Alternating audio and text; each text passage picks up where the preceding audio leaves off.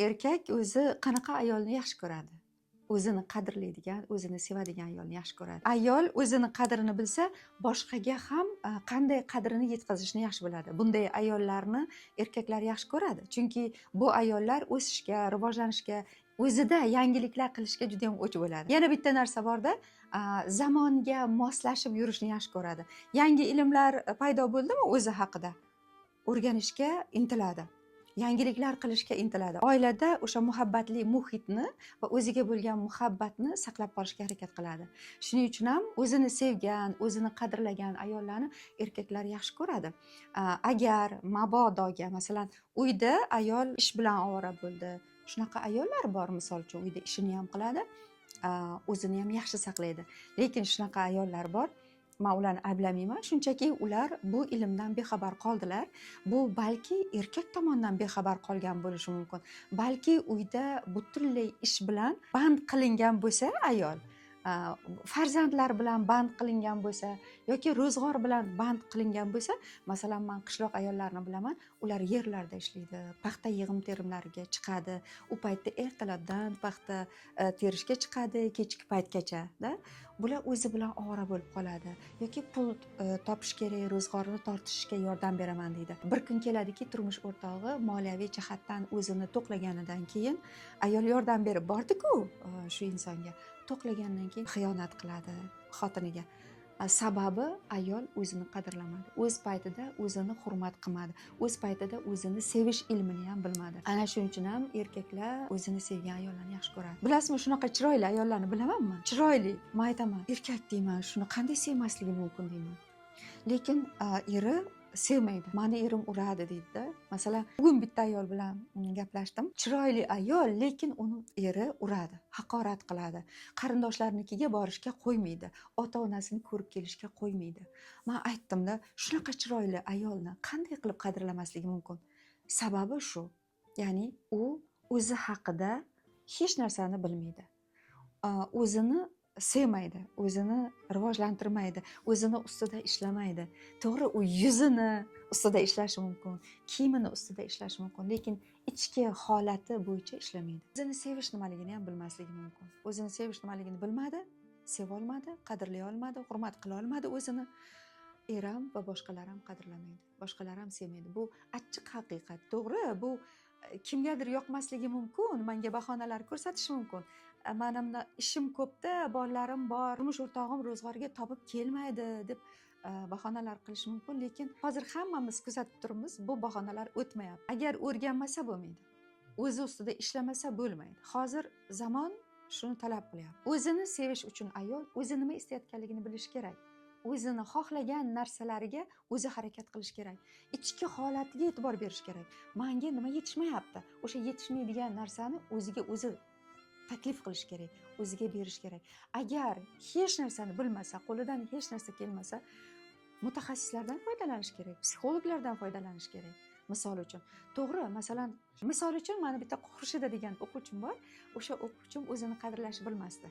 Lekin u oliy ma'lumotli, institutda ishlaydi, qanaqadir dissertatsiya yo'qlayapti, olima ayol. Lekin o'zini qadrlashni bilmadi. Eri qanday munosabat qildi? Eri hech qayerda ishlamadi. Ish joylaridan hammasi joydan bo'shab ketdi. Uyda o'tiradigan bo'ldi, ichadigan bo'ldi. Nimaga? Eri shunaqa emas edi-ku. Nimaga bu erkak uni qadrlamay qo'ydi? Ichadigan, uyda o'tiradigan, pul topib kelsa, qo'lidan oladigan bo'ldi hattoki. Men haligi Xurshidadan so'radimda, nimaga shunaqa bo'ldi deb o'ylaysiz desam, ya'ni ishlash yoqmaydi-da u kishiga deyapti. Ishlash yoqmaganligi uchun o'tirib olib, ichib o'tiribdi. Qo'limdagi pulimni sanab oladi. Ya'ni kamroq bersam qayerga ishlatding deydi. Ayol shu yerda o'zini nimaga qadrlamadi, bilasizmi? Ishladi, pul topdi, pulini eriga berdi. Bu o'zini qadrlamaslikdan dalolat beradi. O'zi topgan, mehnat qilgan pulini eriga beryapti. Eri ro'zg'origa ham ishlatyapti-da, shu orada olib ichyapti ham, chekyapti ham, misol uchun. Ishlamay uyda o'tiryapti. Sen ishlayapsan-ku, men uyda o'tiraman deyapti-da. Ya'ni bu joyda aytishimiz mumkin, o'rini almashib qoldi deb, lekin o'rin almashib qolishiga ham sabab baribir shu joyda ayolda. Ayol to'g'ri bilmasdan qiladi shuni. Bilmaydi eri bilan qanaqa munosabat qilishni, eriga qanday ilhom berishni bilmaydi. Erini qanaqa qilib ishiga, o'sha kasbiga bo'lgan muhabbatini uyg'otib, kuchli erkak qilib ko'tarishni ayol o'zini vazifasida yuklatilgan bu narsa. Lekin mana shu Xurshida bilan 1 oy ishladik. Ana shu 1 oy ishlaganimizda Xurshidani hayoti butunlay o'zgardi. Men boshida aytgandim. Xurshida, agar sizni hayotingizni o'zgartira olmasak bu ilmlar bilan va xatti harakatlar bilan sizni pulingizni 100% 100 qaytarib beraman deganman-da. Chunki men o'zimga ishonmadim. Birinchidan Xudoga ishondim, berilayotgan ilmlarga ishondim. Ilmlar ham meniki emas, amaliyotlarga, tajribalarga asoslangan holatda ishladik. Xurshida aytyapti-da, natijasi yozib qo'yilgan. Ertalab turmush o'rtog'im ishga ketadi. Ishga ketishdan oldin meni o'pmasdan turib ketmaydi. Agar mabodo yodidan chiqib o'pmasdan turib ketsa, qaytib kelib o'pib keyin ishga ketadi dedi. Nima o'zgardi hozir? Ayolni holati o'zgardi, qarashlari o'zgardi, fikrlari o'zgardi, tasavvuri o'zgardi va turmush o'rtog'iga nisbatan qalbida muhabbat va sevgi uyg'ondi. To'g'ri, bu oson emas, lekin o'zgartirsa bo'ladi. Qalbga yo'l bor muhabbat uchun. Lekin bu ayol o'zini ustida shu 1 oy mana o'zgardim, endi hammasi yaxshi bo'ladi emas, buni davom ettirish kerak. O'zini ustida ishlashni, rivojlantirishni, yangi bilimlarni, o'ziga yangi bilimlarni sindirishda, ya'ni ayolning mohiyatini o'zida sindirib uyg'otib borishni bir umr davom ettiradi. Bir umr. Bitta kasal, og'irroq kasalni oldingizda sizga aytadi doktor, sen yana shu kasallik uyg'onib ketmasligi uchun, rivojlanib ketmasligi uchun, bir umr kasal bo'lib yotib qolmasliging uchun sen mana bu dorilarni har doim ichib yurishing kerak deb aytadi. Ayol ham xuddi shunday. Ya'ni yana bu eski holatiga qaytmasligi uchun berilgan ilmlarni har doim umri davomida o'zida qo'llab yurish kerak. Ana shunda qaytalanmaydi holat. Ko'pgina ayollar menga aytadi, boshqa psixologlarda o'qiganlarda, misol uchun ko'pgina ayollar aytadi, men falonchani kursida o'qidim, lekin o'sha davrda yaxshi edi, lekin keyinchalik esa men yana o'sha eski holatimga qaytdim deydi. Chunki o'sha psixolog talab qilgan ishni qiladi, shu 1 oy tugagandan keyin sirasi to'xtatadi. Mumkin emas. Bitta ongni mudom shakllanib qolishi uchun, bitta miyada ritual hosil bo'lishi uchun kamida 90 kun vaqt kerak. 90 kun. Endi 21 kun deymiz, 41 kun deymiz, to'g'ri, lekin ayollarda 90 kun juda ham kerak holat. 30 ta ayolni Telegram gruppa kanalida ishlayotgan paytimizda ular xohlagan paytda menga savol berish mumkin. Ya'ni mana shu 1 oy davomida ularda yana muammolar ko'tariladi, tushadi, ko'tariladi. Xuddi shunaqa paytida aynan muammo bo'lib turgan paytida ham men bilan bemalol bog'lana oladi. Shuning uchun biz uzoq muddat qildik, mana 1 oy qildik, chunki 1 oyda ishlash jarayonida ko'tarilish tushishlar bo'ladi. Shuning uchun 1 oy davomida biz birgalikda ishladik. Chunki masalan o'sha Telegram kanalimda ularga texnika beraman. O'sha texnikani qilgan paytida ularda o'zgarish bo'ladi. Meditatsiya bergan paytimda ularda yana o'zgarish bo'ladi. Lekin ruhiy holat, ya'ni uning ruhiy holati hali o'zgarib ulgurmaganligi tufayli erini bitta ikkita eski qiliqlari yana ko'tarilib qolsa, voy men o'zgarmadimmi degan xavotir bo'ladi. Shuning uchun ham Telegram kanalimizda doimiy ravishda savol-javoblar bor, doimiy ravishda kuzatuvlar bor. Kuzatib turamiz ayolni to ruhiy holati yuqori darajaga chiqib olgunga qadar. Erkak yana qanaqa ayolni yaxshi ko'radi?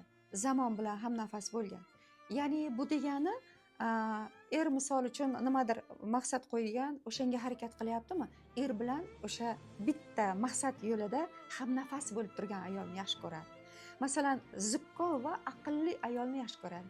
Nimaga? Chunki u o'zini fikrlarini ayoli bilan bo'lishni biladi. Xohlagan narsasini, ya'ni unga gapira oladi. Ayolni dunyoqarashi keng, uni har qanday muhokamali gaplarini tinglay oladi, fikrini ifoda qilay oladi. Ayolni dunyoqarashi keng bo'lsa, erkak boshqa ayolga qaramaydi. Chunki fikrlarini bo'lishadigan ayoli bor-da uyda. Bemalol u bilan gaplasha oladi. Shunday ayollarni erkaklar juda yaxshi ko'radi. Erkak qanaqa ayolni yaxshi ko'radi? Maslahat so'raydigan ayolni yaxshi ko'radi. O'zini ishlarida maslahat so'raydigan ayollarni yaxshi ko'radi.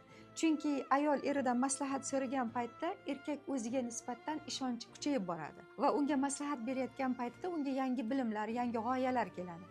Chunki ayol unga ishonyaptimi? Erkak o'zini bardam tutadi, baquvvat tutadi. Ha, albatta o'sha himoyalaydigan muhabbati bilan ham, sevgisi bilan ham, xatti harakati bilan ham himoyalaydigan erkakni ulg'aytirayotgan bo'ladi ayol. Erkak kishi chiroyli, jozibador ayolni yaxshi ko'radi. Chunki jozibador ayoli bor bo'lgan erkakni ayoli shunchaki oddiy ayol bo'lmaydi. U jozibasini ulug'layotgan bo'ladi. Va jozibador ayolni nimasi bilan jozibador desangiz, u tabassumi bilan, xushfe'lligi bilan, xushchaqchaqligi bilan jozibador bo'ladi. Erkak kishi mana shu tabassumidagi jozibasidan ilhomlanadi. Ilhomi tugamaydi-da erkak kishini. Ishiga nisbatan ham, hayotiga nisbatan ham zavqi oshadi, ilhomlanadi. Shuning uchun aqlli, zukko, jozibador, tabassumli, xushfe'lli ayollarni erkaklar yaxshi ko'radi. Masalan, erkaklar ayollarini psixologda o'qitishdan qo'rqadi. Men aytaman-da, nimaga qo'rqadi? Chunki o'zi o'sishni xohlayapti, rivojlanishni xohlayapti, boshqa ayollar bilan suhbat quryapti. Lekin nimaga psixologda o'qitishga qo'rqadi? Chunki hamma psixologlar ham bitta narsani o'rgatmaydi. Masalan, aqlli, zukko, xushfe'l, xushchaqchaq ayolni tarbiyalab bera olmayapti-da. O'shaning uchun ko'pincha mendan o'sib ketadi, o'ziga qarab qo'yib meni unutadi deb o'ylaydi erkaklar. Lekin aslida o'sha bizani mana shu ideal ayol kursimizda ayollarni xushchaqchaq bo'lishiga, tabassumli bo'lishiga, aqlli, zukko bo'lishiga, o'zini mana qobiliyatidan kelib chiqib hamma narsaga e'tibor beradigan darajaga chiqishiga yordam beramiz. O'shaning uchun ham men aytamanki, har bir erkak o'zini ayolini psixologiya kurslarida o'qitishi shart. Hozir zamon talabi. O'zi o'smoqchimi, rivojlanmoqchimi? Ma'naviy tomondan yuksaltirish kerak ayolini. Psixologiyasini to'g'rilash kerak. Tasavvur qilinglar, masalan, o'smoqchisiz, rivojlanmoqchisiz, biznesingizni o'stirmoqchisiz, pulingizni ko'paytirmoqchisiz, hayotingizni yaxshilamoqchisiz, bundanda kattaroq hovlilar olmoqchisiz, kelajakda bolalaringizni yaxshi joylarda o'qitmoqchisiz, misol uchun eng nufuzli joylarda o'qitmoqchisiz. Bu uchun sizga pul kerak bo'ladimi? Sizni harakatingizdan maqsad, misol uchun o'qishingizdan, o'rganishingizdan, o'sishingizdan, rivojlanishga harakat qilayotganingizdan maqsad pul topishku. Chunki pul topsangiz kengroq imkoniyatlarga ega bo'lasiz, to'g'rimi? Lekin sizni o'stiradigan ayolingiz bo'lishi kerak yoningizda. Siz deylik nufuzli joylarda biznes temalariga, ma'naviy jihatdan o'zingizni o'stirdingiz. Odamlar, shunaqa odamlar bilan o'tirib turib kelyapsiz. Ulardan o'rgandingiz, dunyoqarashingiz kengaydi. Lekin uyda o'tirgan ayolingiz qaysidir darajada qolib ketgan. Uyga kelganingizda, uyga kelgisingiz keladimi? Sizni pastga tortadigan bitta kishi bo'lsa, uyda ayolingiz bo'lsa, misol uchun, bilaman, siz vijdonlisiz, ayolingizga qaraysiz, bolalaringizga qaraysiz. Lekin erkakni o'stirmayapti, rivojlantirmayaptimi? Erkak sekin qochadi-da, o'zini o'sha yuksak ma'naviyatga ega bo'lgan insonlar bilan suhbatni afzal ko'radi yoki bir o'tirib bir piyola choyni afzal ko'radi. Ayolni shuning uchun ham o'stirish kerak, rivojlantirish kerak. O'shaning uchun muhim, eng muhim narsalardan bittasi mana shu bo'ladi. Mana shuning uchun ham ideal ayol kursimizda ayolni o'stirish uchun, rivojlantirish uchun biz yordam beramiz va ayol haqiqatdan ham shu kursda ochiladi. Mana natijalarni o'zingiz ko'rishingiz mumkin. Agar siz ham ideal ayol kursiga qo'shilmoqchi bo'lsangiz yoki ma'lumot olmoqchi bo'lsangiz, pastdagi linkni bosing. Ayollar o'zini hayotini yaxshilash uchun tasavvur ilmidan foydalansa bo'ladi. Chunki ayollarning tasavvuri juda ham yaxshi rivojlangan. Tabiiy ravishda shunchalik chiroyli rivojlanganki, buni ayollarning o'zi tushunmaydi. Shuning uchun ham men sizlar uchun 10 minutlik tasavvur darsini tayyorladim. Buni olish uchun esa Telegram va YouTube kanalimga obuna bo'lib qo'ying.